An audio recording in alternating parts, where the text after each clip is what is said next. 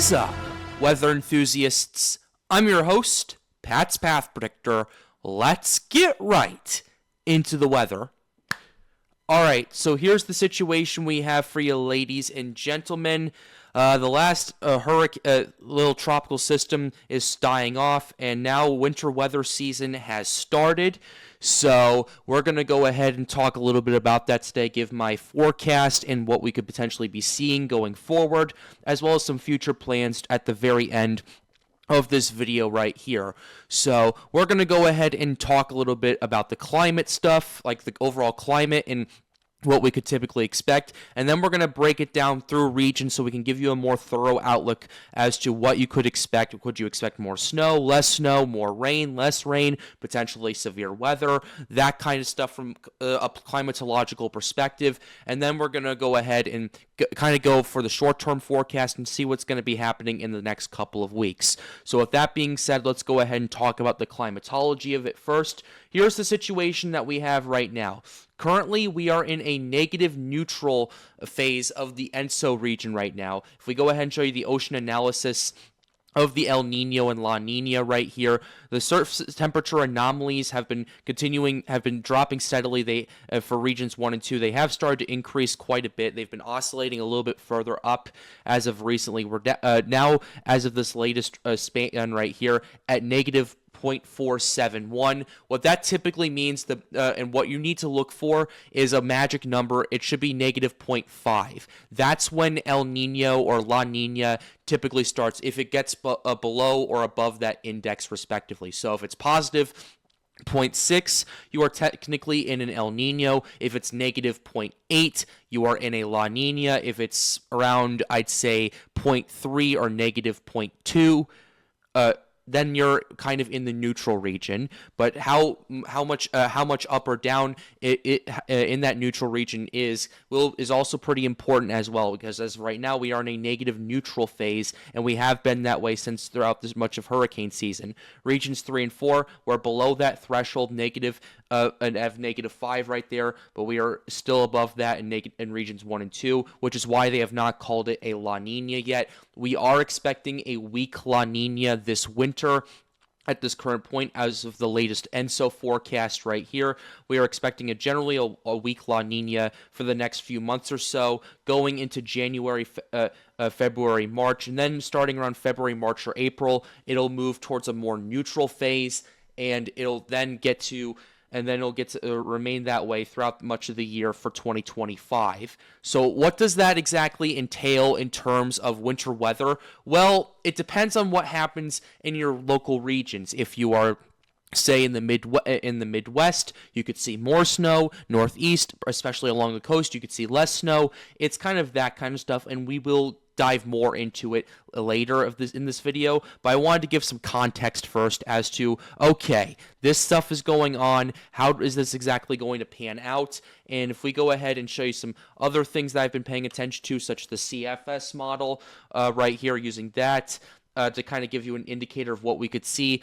What we're going to be typically using with this is, okay, are these models typically calling for a warmer than average winter, a colder than average winter, or is it going to be somewhere in between that? We're going to be paying attention to that as well. We're going to go ahead and start with accumulated precip anomalies, and we'll start with the month of December. For the CFS for December, typically, according to this run right here, and I will cross-check this with the 0Z as well, each one runs, and it's always a little bit different, but typically what we've been noticing is kind of a trend of about, I'd say, a little wetter than average in parts of Ohio, West Virginia, and parts of the upper South, as well as in Oklahoma, Kansas, and southwestern Missouri, and in parts of the Midwest as well as up here in Minnesota, and typically drier than average in areas like California, Arizona, and the Four Corner states, as well as in the Deep South and the southeastern United States over here.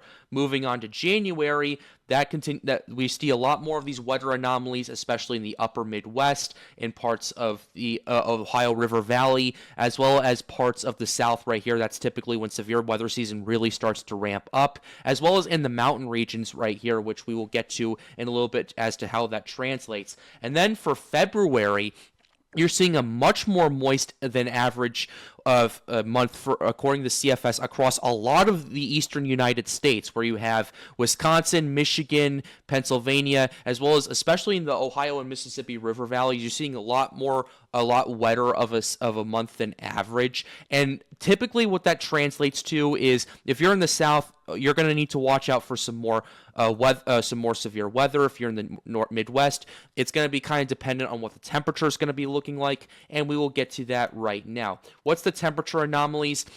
For December, the CFS wants this to be a much warmer than average winter across the continental United States. Just cross-checking this with the CanSIPs, which is telling a completely different story right here. The CanSIPs wants it typically to be warmer than average across the southern United States and a little colder than average in parts of the mountain regions, as well as in the Great Lakes region of Wisconsin and Michigan right there.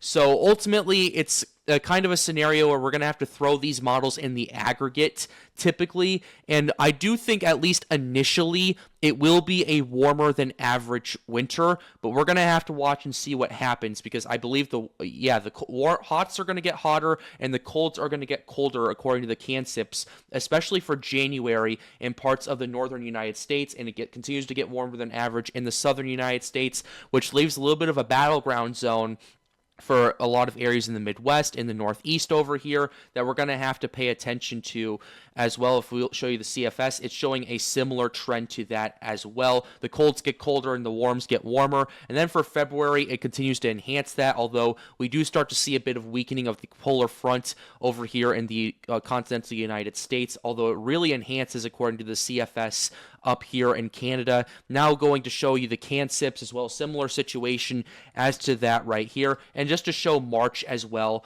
that pattern continues through March, and that's going to be a bit important as to, are we going to see some late season storms, that kind of stuff. Okay, this is the wrong thing I wanted to pull up. Are we going to see some late season storms? Are we going to see potentially some more cold snaps in March into April in those areas? That's the kind of stuff that we're going to have to pay attention to as well. And this will also play into what I'm thinking is going to happen in the regional forecasts for you guys, which let's go ahead and dive right into right about now. So we'll go ahead and start with the northeastern United States, typically over here.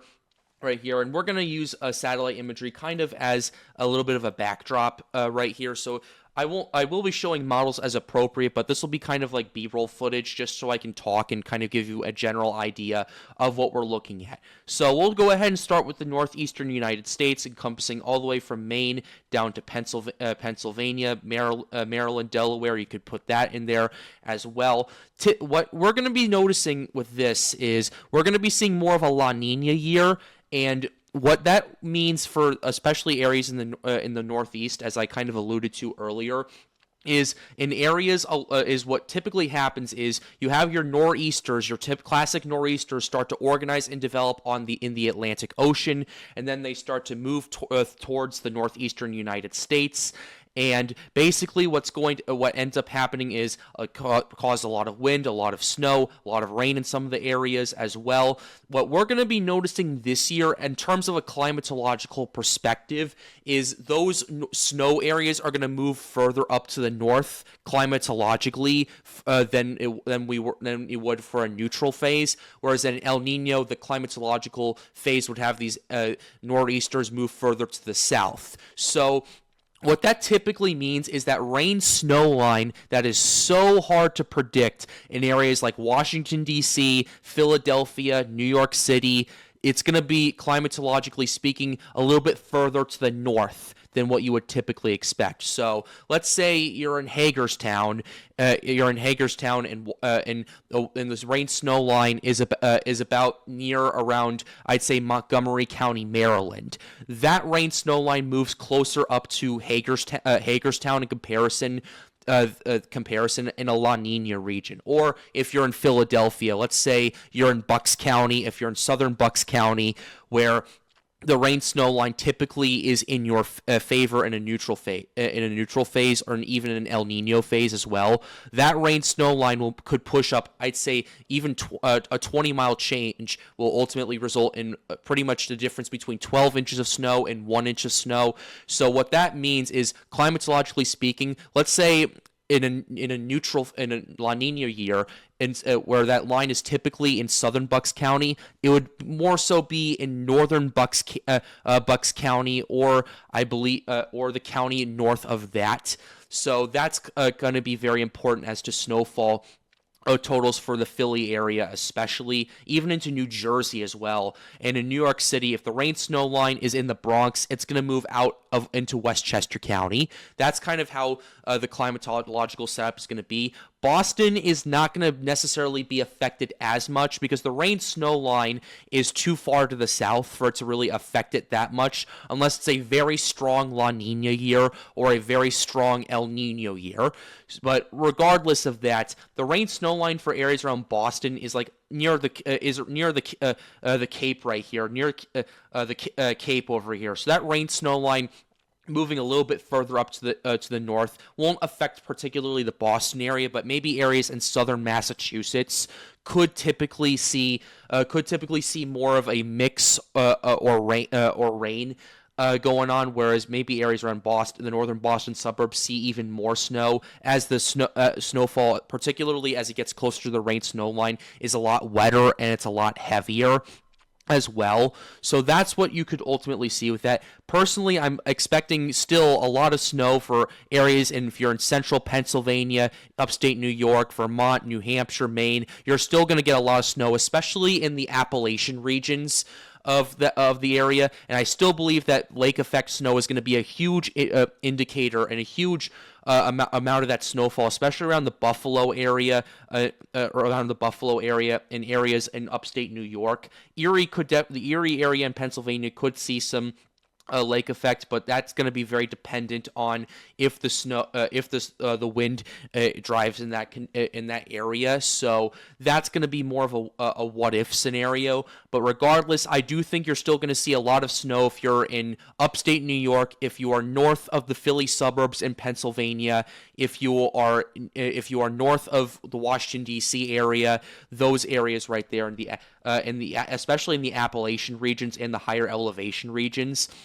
But if you're along the coast, that rain snow line is going to be climatologically moving a lot further to the north, and your chances of snow, I would argue, plummet this year compared to where it was last year, which, hey, you had a high chance for snow, but it really didn't materialize that much. So, hey, I could completely be wrong, and the opposite could happen. Who knows? That's what weather's all about. But at least from a climatological perspective, I can give a better idea of what may be happening. Let's go ahead and move out down to the south. The reason I'm talking about the south in the winter is because they get typically a severe weather season.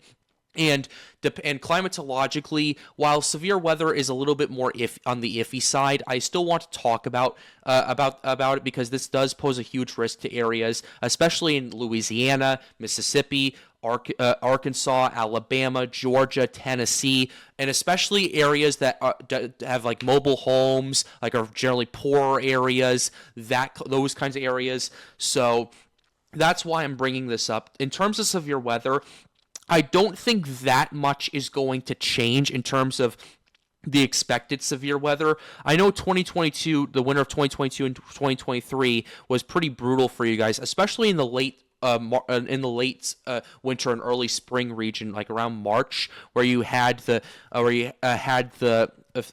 tornadoes happening down there. Just absolutely not a good scenario to take a look at, especially in Rolling Fork, Mississippi. That was where a really bad tornado was. 2023 and 2024 was about the same. You still got quite a lot of severe weather down there. But 2024, 2025, you need to watch out for, because I would say pretty much from eastern Texas all the way to potentially as far north as North Carolina, you could definitely see a lot of severe weather. In terms of what I'm thinking in terms of Virginia, the mountain regions of Tennessee, North Carolina, even the Piedmont, I think the main risk is not snow in terms of winter and more ice, but that's going to be very dependent on a few factors. Number one, where is that freezing line stand out? Number two, is it going to be warmer than average, colder than average? We've seen on some of the models that the south gets warmer than average and the north gets cooler than average. So overall, I do think that the chance of winter precipitation does decrease a little bit.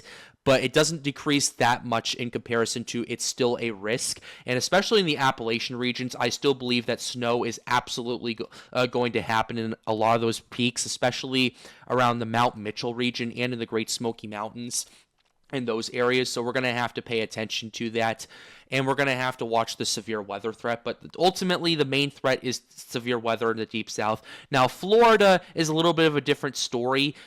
Especially in the Panhandle, you can get a lot of severe weather. I've actually experienced quite a bit of that back in December of last year when I vacationed down there.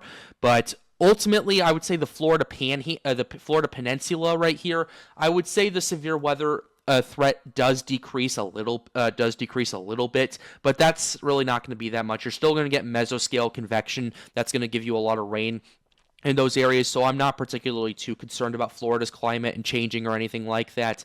You're still going to get a relatively, at least in Midwestern terms, warm winter where you're going to see like 60s, 70s, maybe even 80 degrees in Miami, hopefully, but ultimately not too much of a change in Florida outside of the Panhandle, where you could definitely see some severe weather, but there's not really that much of a change to really look at in terms of the South. Now moving on to the Midwestern region of the United States, this is going to be a bit trickier right here, because ultimately what happens is it's really dependent on the synoptic setup of each storm. It depends on the synoptics for whether you get rain or snow this year. It depends on where the jet sets up, and it depends on where that low pressure system lands. Typically, Colorado lows are what you need if you want a lot of snow, especially in Wisconsin, the Chicago area, Michigan, even in St. Louis. Those areas, you'll need a Colorado low, a good Colorado low to set up and form south enough for you to be below that rain-snow line. So ultimately, it's going to be a bit tricky. I do think though, if there is one thing you need to watch out for, it is lake effect snow, especially if you are in Michigan, especially the upper peninsula of Michigan, and even in the western half of Michigan and Indiana over here. That was going to be very interesting to see how it pans out.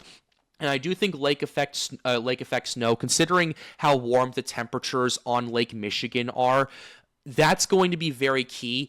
And considering that it isn't going to be at that much colder than average, it's not going to affect the Great Lakes, especially Lake Michigan, where a lot of this lake effect snow that does impact Indiana and Michigan are. It's not going to impact it that much, I would say. It's still going to be well above freezing, and you still have a lot of water to freeze before you have that much of an impact in terms of lake effect. But lake effect is typically more of a mesoscale type of thing, and it's very hard to predict, because one day you could be calling for 1 inch of snow, and the next thing you get 30. There was a time actually back this year where I got some lake effect snow where I was at, and it really just was quite crazy what happened. We were only predicting, like, especially for areas in southwest Michigan and northeast Indiana, in that part of Indiana, what I was looking at, potentially we were looking at areas like up to 24 inches of snow. Michigan City got almost 3 feet of snow, which was absolutely crazy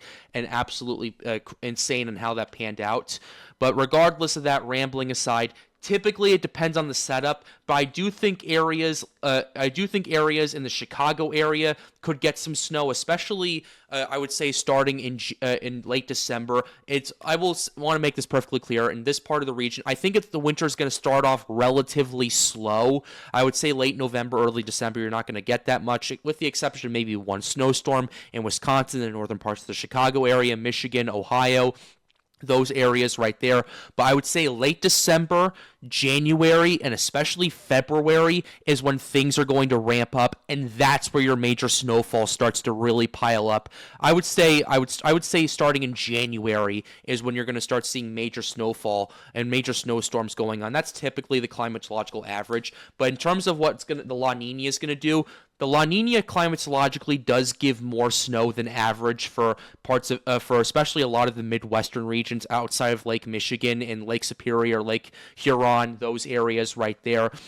So ultimately, I'm thinking you're going to see, I'd say, a little bit more snow than average this year, especially if you're in Minnesota, Wisconsin, but maybe a little bit less If you're maybe a little bit less because of that cold warm average divide. If you're in southern Indiana, Ohio, southern Illinois, those areas right there, so you're going to want to pay attention to that. But ultimately, I would say the Midwest by and large gets a little more snow than average, but we're going to have to pay attention to see what happens.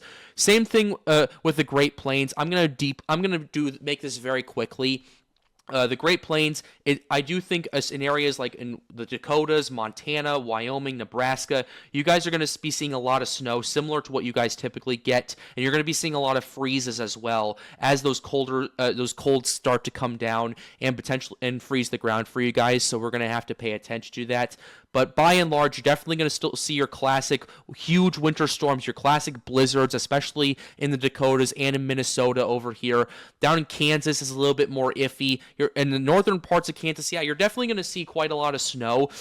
But maybe in the southern part, maybe that rain snow line, and especially with the ice impact, is impacting you guys a little bit more down there. In Oklahoma, same thing. You're going to probably see the main risk for you guys is ice down there, especially around the Oklahoma City region. And now we'll go ahead and move down to Texas real quickly. Texas doesn't typically see that much winter weather. If you're in Amarillo in the Texas Panhandle, yeah, you guys typically do see some snow, but the main threat, in my opinion, for you guys for in terms of winter weather from DFW, Amarillo, Lubbock, OKC, is generally the ice storms. And although I will say with the La Nina, those and the kind of the cold hot divide, the line for those ice storms does move up further to the north. So let's say that that line starts around I'd say climatologically along the Red River. I would say that you move that up a little bit to the north by about 50 miles. So if you're on the Red River, if you're in Dallas-Fort Worth, you're less likely to get ice this time, climatologically speaking. But ultimately, it's still something you need to watch out for, and that's something you're going to want to pay attention to. Let's go ahead and move on to the mountain regions very quickly. Mountain regions, there's not going to be that much of a change in my opinion. You might see more snow in the higher peaks of the Rocky Mountains, but if you're in areas like Denver, areas like Salt Lake City, those areas, it's a little bit tricky for me to forecast for, because it definitely depends on the synoptic scale and the synoptic conditions of each storm. But ultimately, if you live in the higher peaks, yeah, I would expect, I'd say around the same, or maybe even a little bit more snow. But you got to watch out for that cold warm divide. But considering that especially these mountainous regions get so cold, it's really not going to matter that much whether it's a little bit warmer or a little bit colder than average. You're still going to get a lot of snow regardless, and you're going to have plenty of snow for the rivers to feed in the spring. Now let's go ahead and move to the southwest. Southwest is going to be drier than average, especially along the Rio Grande Valley, New Mexico, Arizona.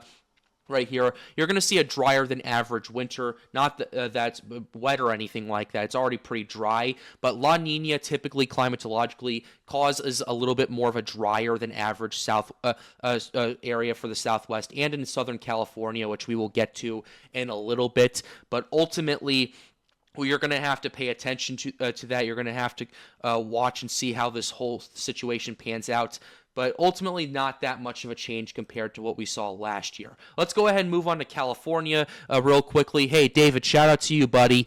I hope you're doing well. I hope you enjoy this part of the forecast. California is going to be interesting because of this La Nina and what is known as the Pineapple Express. Winter is their wet season in California, and over the last few years, even with the La Ninas in place, we've seen a lot wetter of winters than we have in years past, and I think it's going to ring true, especially in the northern half of California, San Francisco area, the valley over here, Sacramento, pretty much the northern half of California. But Southern California is going to be a bit trickier because it depends on where this Pineapple Express will play out and where it'll line up.